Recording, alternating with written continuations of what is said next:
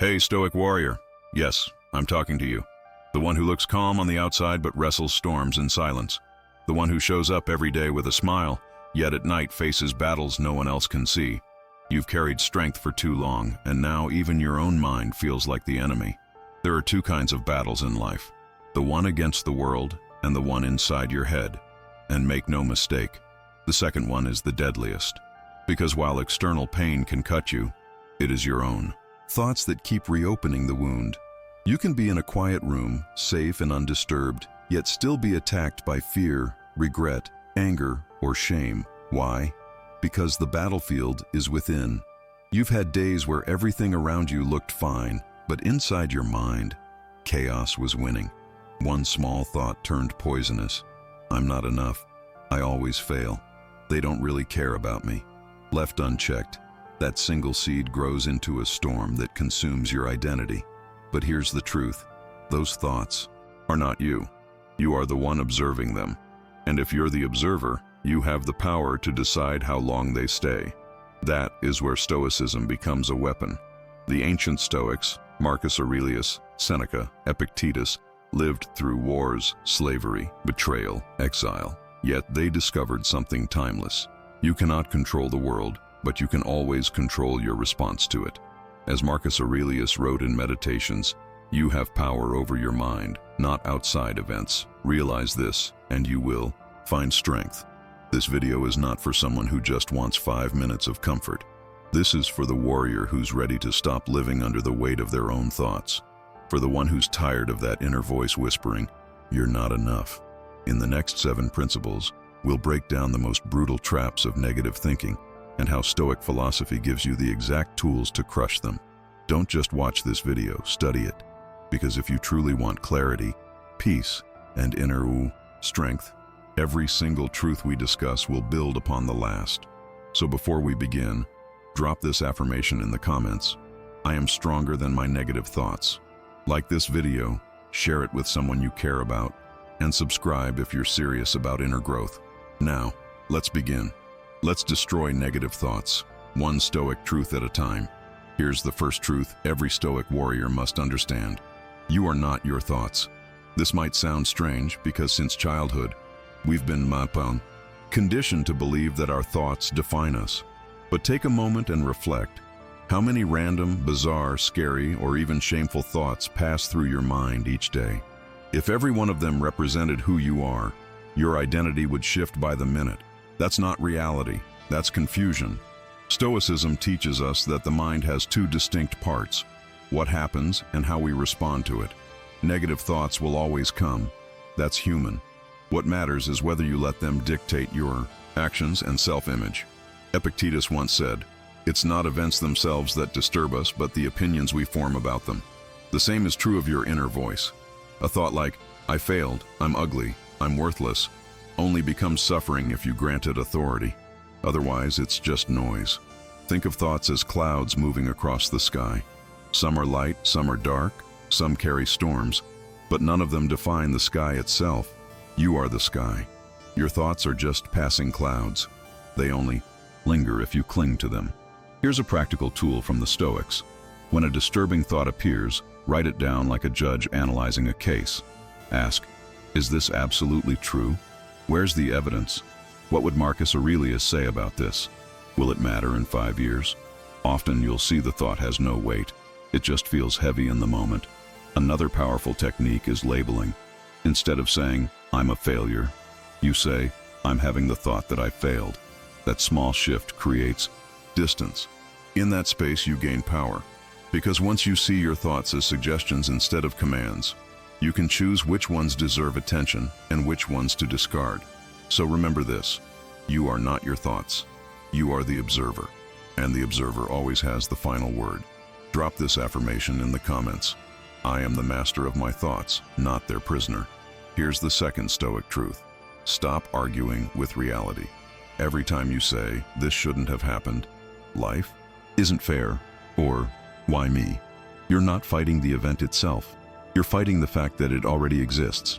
And reality always wins that battle. Marcus Aurelius wrote, "You have power over your mind, not outside events. Realize this, and you will find strength." What he meant is simple. Pain is unavoidable, but suffering is optional. When you resist reality, you add an extra layer of pain that doesn't need to be there. You get hit once by life, and then you hit yourself 1,000 more times in your head. Think about it. You lose your job. One response is to collapse, replay the event endlessly, and ask, why me? That's resistance. Another response is to face the fact, yes, I lost my job, and then act. Now what's my next step? The Stoics never wasted energy on what was already outside their control. They moved forward. Here's a practice. The next time something painful happens, try this 3-step Stoic filter. First, ask, is this within my control? If the answer is no, release it. Second, ask, what can I actually do now? Focus only there. Third, affirm, it is what it is. My power lies in how I respond. Repeat that until it becomes second nature. This doesn't mean passivity. Stoicism isn't about shrugging and saying, oh well, it's about clarity. When you accept reality as it is, you free up energy to act on what you can influence. That's where your strength is forged. So stop arguing with reality. It's like yelling at the ocean to calm down. It won't. But you can learn to surf the waves. Comment this to lock it in. I no longer resist reality, I respond with power. Let's move to the third Stoic truth. Discomfort is your teacher. Modern life conditions us to chase comfort at every turn. Softer beds, faster food, endless entertainment. But the Stoics knew that too much comfort weakens the spirit. Seneca said, we suffer more in imagination than in reality. What he meant is that our fear of discomfort is usually worse than the discomfort itself. Look around. The strongest people you admire are not the ones who avoided pain, but the ones who walked through it and grew because of it. Every workout that burns your muscles, every cold shower that shocks your system, every honest conversation that feels awkward, all of it is training for the soul. Discomfort is not your enemy, it's your coach. Marcus Aurelius reminded himself daily to expect difficulties. Why? Because expecting hardship makes you resilient when it comes. If you wake up every day thinking life should be easy, every obstacle feels like an injustice. But if you wake up expecting challenges, every obstacle becomes a training ground. Here's a Stoic exercise. Deliberately step into small discomforts. Sleep on the floor once a month. Skip a meal. Take a cold shower. Walk instead of driving. These acts of voluntary discomfort strip away your dependency on comfort and remind you that you can endure far more than you think. Suddenly, when life throws real adversity at you, it doesn't feel so foreign. You've trained for it. Think about it this way. Gold is refined in fire, not in sunshine. You don't grow by avoiding stress. You grow by facing it. The modern world sells you ease, but the Stoic warrior knows ease is poison if consumed in excess. Discomfort is where your character is forged. So here's your reminder. Lean into discomfort. Don't just tolerate it, seek it out. Because every time you embrace discomfort, you strengthen your willpower, sharpen your discipline, and prepare yourself for the storms of life. And the storms will come. Comment below to anchor this truth. Discomfort is my teacher. Here's the fourth Stoic truth. Detach from what you can't keep. Everything you love, your possessions, your status, even the people closest to you, is temporary. The Stoics didn't say this to depress you, but to liberate you. Epictetus taught, when you kiss your child, remind yourself you may not have them forever. This doesn't mean you love them less, but that you love them fully, without taking them for granted. Modern culture trains us to cling, to money, to recognition, to relationships, even to our own youth. But clinging creates suffering, because nothing in life is permanent. When you resist this truth, you live in constant fear of loss. The Stoic approach is the opposite. Practice detachment. Not coldness, not apathy. Detachment. It's the ability to say, I can enjoy this deeply, but I don't need it to define me. Here's the practice. Every night, reflect on the day as if it could be your last. Every morning, remind yourself that everyone you meet is temporary.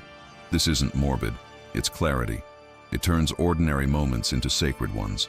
Suddenly, the hug from your child, the laugh with your friend, the sunrise outside your window, none of it is trivial anymore. You stop scrolling past life. You actually live it. Detachment doesn't mean rejection. It means gratitude without chains. You love more purely when you stop pretending the people you love will last forever. That's what the Stoics called amor fati, love of fate. To say yes to everything life gives and everything life takes away. To meet loss not with despair, but with acceptance. The fifth Stoic truth is this: control your inner dialogue. Most of your suffering doesn't come from the outside world. It comes from the stories you tell yourself about it. Epictetus said, "Men are disturbed not by things, but by the views which they take of things." That means the way you frame events matters more than the events themselves. When something goes wrong, do you immediately say, "I'm cursed, I'm unlucky, I can't win"?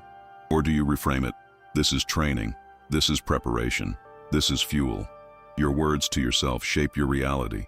The Stoics mastered their inner dialogue because they knew the mind can be either a tyrant or an ally.